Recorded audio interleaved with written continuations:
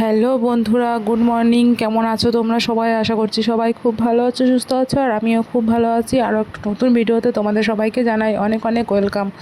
এটা ছিল রবিবার, আর রবিবার মানে তো জানোই, কি শান্তি, না আছে কোনো অফিস, না স্কুল, কোনো কাজের তাড়া নেই। সকালবেলা উঠে ধীরে সুস্থে নিলিবিলিতে দেখো আমি সুন্দর করে বিছানাটা গোছাচ্ছি।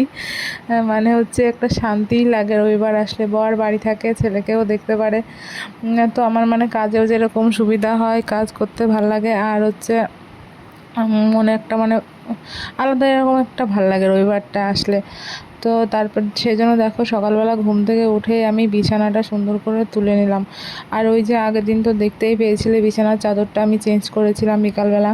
তো এই চাদরটা কিন্তু খুব আরামের, আগেরটা পাল্টে না ভালোই হয়েছে। আর ওইদিকে আমি বিছানা তুলছিলাম, আর আমার ছেলে এসে দেখো ঘুরঘুর ঘুরঘুর করছে সাইড দিয়ে, ও উপরে উঠবে। তো তারপরে বিছানা বাড়ি তুলে নিয়ে আমি চলে আসলাম ঘর উঠোনটা এখন ঝাড় দিয়ে নেবো। উঠোনটা তো আমার শাশুড়ি মা ঝাড় দিচ্ছে। আর আজকে দেখো বাইরে কি সুন্দর পুরো ঝকঝকে রোদ উঠেছে, আর না খুব সুন্দর একটা হাওয়া দিচ্ছে। এখন কিন্তু অনেকটাই বেলা হয়ে গেছিলো। আজকে যেহেতু রবিবার বললাম, আমি একটু পরে পরে ঘুম থেকে উঠেছিলাম। তো ঘরটা ঝাড় দিয়ে তারপরে হচ্ছে একটুখানি চা খেয়ে নিয়ে গেছিলাম রান্না করতে। আর কালকে রাতে চিকেন এনেছিল, তো সেই চিকেনটাই ফ্রিজ থেকে বার করে নিয়ে সকালবেলা সেটাই রান্নাবান্না হয়েছে। তো অনেকটাই বেলা হয়ে গেছিলো, সেই জন্য আর রান্নাবান্না দেখায়নি। তো তারপর দেখো রান্নাবান্না করে নিয়ে একটুখানি জল গরম করে নিয়েছিলাম, আর কিছু জামাকাপড় ছিল সেগুলো এই যে গরম জলে ধুয়ে এখন মেলে দিচ্ছে। আর দেখো বাইরে কি সুন্দর ঝকঝকা রোদ আর হচ্ছে হাওয়া। আর আমার শাশুড়ি মা যে উঠোনে একটুখানি গোবর দিয়েছে, আর দেখতে মানে উঠোনে গোবর দিয়ে লেপে রাখলে না খুব সুন্দর লাগে দেখতে। তো এটা পুরোপুরি লেপা নয়, ওই ছিটা দেওয়া বলে আর কি। তো তারপরে ভাবলাম যে যেহেতু সমস্ত কাজ হয়ে যাচ্ছে, ঘরটা কেন বাকি থাকে, ঘরটা মুছলেই ধরো মোটামুটি আমার কাজ শেষ হয়ে যায়। তো সেই জন্য একবারে ভাবলাম ঘরটার মুছে নিয়ে স্নান টান করে তারপরেই খাবো।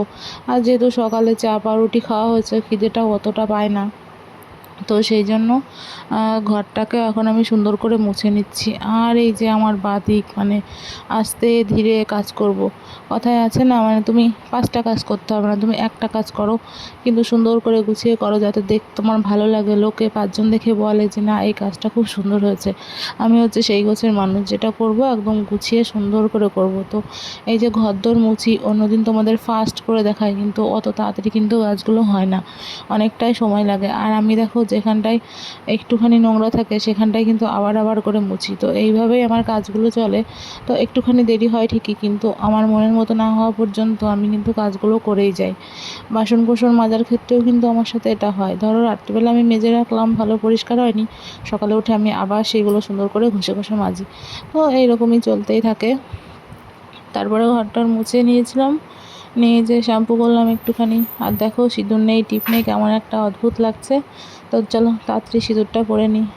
এই যে এখন দেখো সিঁদুর পরে নিয়েছি, আর সিঁদুর পরলে সত্যিই না মুখটা ভালো লাগে দেখতে।